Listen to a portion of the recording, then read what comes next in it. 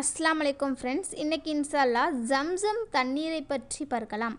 அதாவது இஸ்மாயில் நபி பச்சை குழந்தையாக இருக்கும்போது இறைவனுடைய கட்டளைப்படி ஹாஜராவையும் குழந்தையையும் பரான் என்னும் வனாந்திர பிரதேசமான அரேபியாவில் மக்கா என்னும் இடத்தில் கொண்டு வந்து விட்டு அங்கு வசித்து வருமாறு இப்ராஹிம் நபி ஏற்பாடு செய்தார்கள்.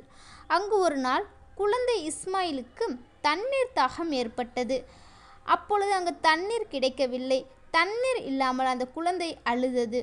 கைவசமாக தண்ணீர் இல்லாத நிலையில் குழந்தையின் அழுகையை பார்த்த அன்னை ஹாஜரா சபா மர்வா என்ற இரு குன்றுகள் மத்தியில் உள்ள இடங்களிலும் மற்றும் சில இடங்களையும் தண்ணீரை தேடி அங்குமிங்கும் ஓடி அலைகிறாங்க. அந்த இடங்களிலும் தண்ணீர் அவர்களுக்கு கிடைக்கவில்லை. குழந்தை சத்தமிட்டு அழுகுவதை கேட்க தாயினுடைய உள்ளம் ரொம்ப கவலையுற்று போகுது. அலைந்து கொண்டிருந்த அன்னை ஹாஜரா என்ன பண்ணுறாங்க அப்படின்னா அல்லாஹ்விடத்தில் உருக்கமுடன் பிரார்த்தனை செய்கிறாங்க. அந்த நேரத்தில் வானவர் ஜிப்ரீல் அலைஹிஸ்ஸலாம் அவங்க குழந்தை இருக்கிற இடத்துல தோன்றி தம் குதிங்காலை மிதிக்க அந்த இடம் பள்ளமாகுது. குழந்தை இஸ்மாயில் அலறி துடிக்கும்போது கால்களை உதறி அடித்த பொழுது அந்த பள்ளத்தில் மேல் அவர்கள் கால் பட்டதால் அந்த பள்ளத்தில் இருந்து உடனே தண்ணீர் வெளியில் வருகிறது. சுபஹானல்லாஹ். தண்ணீருக்காக அலைந்து திரிந்த அன்னை ஹாஜரா எங்கும் அவங்களுக்கு தண்ணீர் கிடைக்காம ஏமாற்றத்துடனும் மனசோர்வுற்றவர்களாகவும் குழந்தை இருக்கிற இடத்துக்கு வராங்க.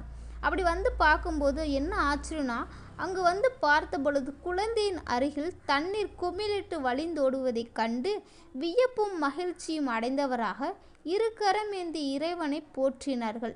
தண்ணீர் எங்கே பெருக்கெடுத்து ஓடி விரைவில் வற்றிவிடுமோ என பயந்து ஜம்சம் நில் நில் என பதட்டத்துடன் கூறியவராய் அவ்வூற்றை சுற்றி மணல் கொன்று அணை போல கட்டுறாங்க. 4000 ஆண்டுக்கு முன்பு குமிழிட ஆரம்பித்த புனித ஜம்சம் ஊற்று இன்னும் வரை குமிழ்ந்து கொண்டே இருக்கிறது.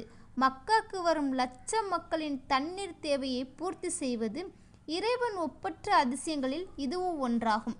இதுவே ஜம்சம் தண்ணீர் ஏற்பட்ட காரணம். அன்றிலிருந்து ஜம்சம் நீரில் எல்லாவித தாது பொருட்களும் கலந்திருப்பதாக மருத்துவ பரிசோதனை மூலம் கண்டுபிடிக்கப்பட்டுள்ளது.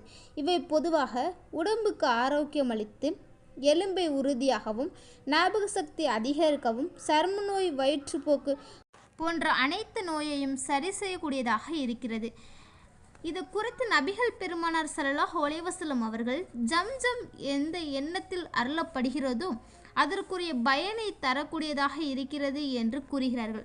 அதாவது நம்ம என்ன நினைச்சிட்டு அந்த ஜம்சம் தண்ணீர் குடிக்கிறோமோ அது கண்டிப்பாக நிறைவேறும் அப்படின்ட்டு நபிகள் நாயகம் ஸல்லல்லாஹு அலைஹி வஸல்லம் அவர்கள் கூறினார்கள்.